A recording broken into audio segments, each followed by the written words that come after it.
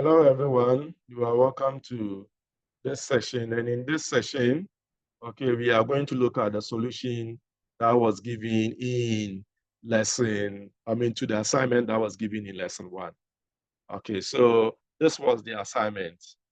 You were given this function J, with, its rule over here. Okay, then you are asked to evaluate the following. Remember, we did the A in class, so our concentration will be on the B and was C. Okay, so quickly, anytime a question is given, the first thing after, reading and underlining the salient part, if any, is to write given. And don't write that is not necessary. So given, then you need your function. The function came in the mapping form, but it must be extracted in the relation form. So after that, then you come to B. B, what are we giving? We are giving this. Please take notes. Okay, when you are changing this one to its corresponding, before you go and substitute, avoid substituting mixed numbers. Always change the mixed numbers to the corresponding improper fraction, and then before you substitute. So it means I need to change this. So this will be equal to every step on the way. And what do I do? Okay, I'm going to change. And if you are changing this, just cover the negative. Assume you are dealing with positive. Then it will be 4 times 1, which will give us what? 4. Then plus 1. So that will give us 5. So it will be 5 over 4. Then you attach the negative. So that will be negative 5 over 4. Don't come and do 4 times negative 1, then plus 1 for you to get, maybe negative 3 on 4. No, that is not it. You should know how to change, negative mixed numbers to the corresponding improper fraction.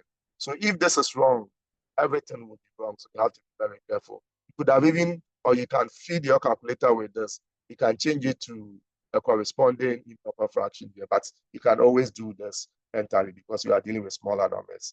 That's just by the way. So this is what we have.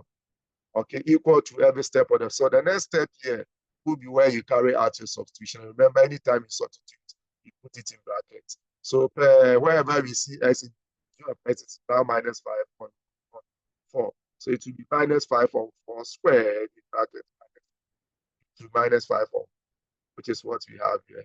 We know minus 5 on 4 all squared will be minus 5 squared over 4 squared. Okay, if you doubt, you can use your calculator. Okay, just feed your calculator with exactly what you have here with the bracket. If the bracket is not there, you are meaning will be different. But the bracket should be there. The advice is always, anytime you are carrying out substitution, put it in bracket. So this gives us 25, okay, which is the numerator. The numerator will give us 60. Then before you multiply, okay, anytime you have a numerator and denominator, okay, check if you can reduce. So I know the 4 can cancel this. So I'll be left with 1 here. I'm going to get negative 1 times negative 5, which will give me positive 5. Okay, so at this point, you can use your calculator straight away. Okay, and the calculator will give you this. Or you can equally use your head mentally. You can do it. This one, anytime you have a whole number being added to maybe an improper fraction, you can always do it mentally. You must change this improper fraction to its corresponding base number. So that will give us 1 whole number 9 on 16. So it will be 1 whole number plus 5 whole number, which will give us 6. Then you add or you attach your 9 on 16, the fraction, which is proper. Or, use your calculator. Your calculator will give you this. However, remember, you cannot compute proper fraction. So it means in your conclusion, you change this one and that gives us this. That's the solution, for that of the B. Now let's come to the C. C, we've been given G, of 2x minus 3. So meaning wherever we see x in G of x, it's now 2x minus 3. So that gives us what? This one, which is the x, now 2x minus 3, you are substituting. You put it in bracket, there is a square there, and minus 4. Also, the x here, you substitute, your new x is 2x minus 3. 4 x minus 3. You are substituting in bracket. So now you have a binomial squared, and you should know how to expand a binomial squared. And remember, we said anytime you have a minus b all squared, said this has the identity. A squared minus 2ab plus b squared. So here your A is what? 2x. Compare your A is 2x, B is what? 3. So A squared will be 2x squared. So I'm going to get 2x all squared. You can do it mentally, which you know for s squared, but it will be 2 squared, which is 4, and s squared from indices. So 4s squared. And okay, I'm going to get minus twice the product of your A, which is 2x, and your B, which is 3. Okay, then plus what? Your b squared b, which is 3 squared. So this gives us what? Okay. The whole of this will give us 12x, and this will give us plus 9.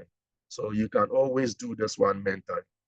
Okay, and come here, right? So I know this one squared, which is 4s squared, times twice the product of this and this. The product of this and this, sorry, it will be minus twice the product of that. So the product of this and this will give me 6s times 2, give me 12x, because twice that, then plus 3, okay, squared, which is 9. And you come and expand this one, it gives us minus 4, okay, times this, which you give us minus 8s, minus 4 times this, which you give us plus 4. So at this point, you've expanded. So you ask yourself if you have like terms to combine and rearrange. So yeah, okay, 4s squared, only one term in 4s squared. So after expansion and combining like this at that point, remember, and draw your. So my 4s squared here, only one term is positive. I write that one first, followed by the s10. I have 2 of them. Minus 12x, then minus 8x. If I combine, I'm going to get minus 20x.